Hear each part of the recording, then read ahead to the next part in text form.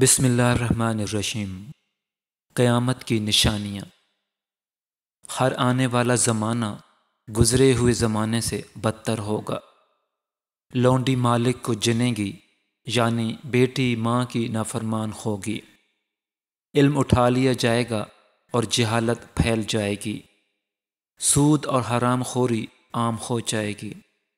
مسلمان مالدار ہوں گے لیکن دیندار نہیں ہوں گے۔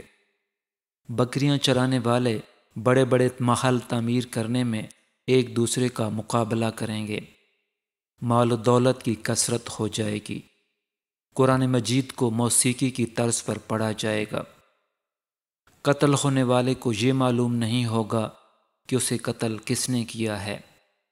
انسان صبح کو مسلمان اور شام کو کافر ہوگا۔